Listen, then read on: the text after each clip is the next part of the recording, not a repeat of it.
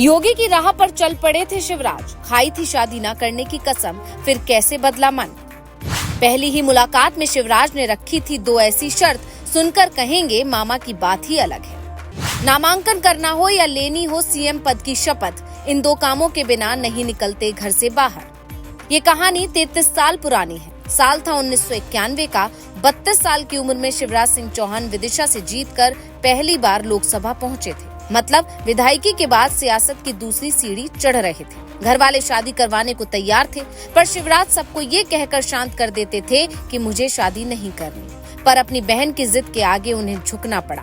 कहते हैं बहन के बहुत मनाने पर शिवराज सिंह चौहान महाराष्ट्र की रहने वाली साधना सिंह से मुलाकात को तैयार हुए, पर वहाँ भी एक शर्त रख दी। पहली ही नजर में दिल हार बैठे, पर अपने दिल के भीतर जो बातें चल रही थी वो एक एक्सप्रेस की तरह साधना सिंह के सामने ऐसे रखी कि वो सादगी देखकर प्रभावित हो गई। तब शिवराज सिंह ने कहा था, राजनीति और देश सेवा की डगर कठिन है, इस नाते समय कम होगा, जीवन में कठिनाइयों का भी सामना करना पड़ सकता है। अगर आप तैयार हैं तो बात आगे बढ़ सकती है। शिवराज सिंह की ये साफ गोई साधना सिंह को इतनी पसंद आई कि उसके बाद दोनों एक दूसरे को चिट्ठी लिखकर बातें करने लगे और अगले ही साल दोनों शादी के बंधन में बंध गए। उसके बाद साधना ने शिवराज सिंह चौहान का हर कदम पर साथ दिया, चाहे सांसदी के लिए नामांकन करने जाना हो या फिर सीएम पद की शपथ लेने। शिवराज हमेशा ये दो काम किए बगैर घर से बाहर नहीं निकलते। पहला, पत्नी की शुभकामनाएं, जो आप तस्वीरों में साफ देख सकते हैं। 2024 चुनाव के लिए विदिशा सीट से नामांकन के लिए जाने से पहले शिवराज पत्नी से शुभकामनाएं ले रहे हैं और इसकी तस्वीर ट्वीट कर बताते भी हैं।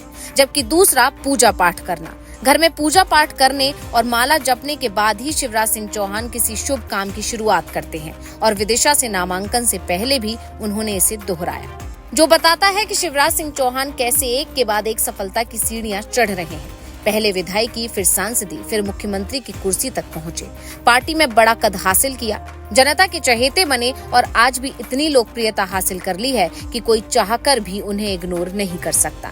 एक बार को जब मुख्यमंत्री पद की रेस से शिवराज बाहर हुए और उनकी जगह मोहन यादव को सीएम बनाया गया, तो ऐसी चर्चाएं छिड़ी थी कि शिवराज अब मध्य प्रदेश की सियासत से दूर हो जाएंगे।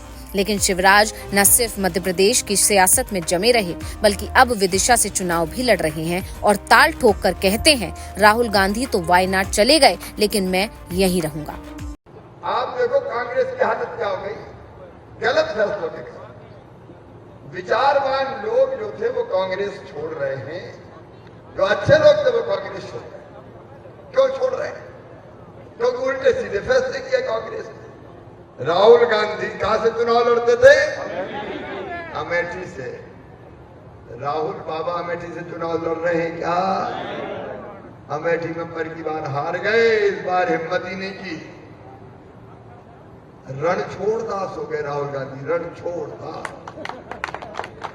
शिवराज इस बयान के सहारे साफ इशारा करना चाहते हैं कि कांग्रेस के नेता जनता को छोड़कर भाग सकते हैं, लेकिन बीजेपी के नेता अपनी जनता के प्रति ईमानदार हैं, वफादार हैं। शिवराज के इस बयान के ये भी मायने हो सकते हैं कि वो लड़ भले ही विदिशा से रहे हैं, पर उनकी दावेदारी सीधा दिल्ली वाली है। और ऐसी चर्चा भी है कि अगर जीत कर आए और तीसरी बार मोदी की सरकार केंद्र में आई, तो शिवराज मोदी के सबसे खास मंत्रियों की लिस्ट में शामिल हो सकते हैं।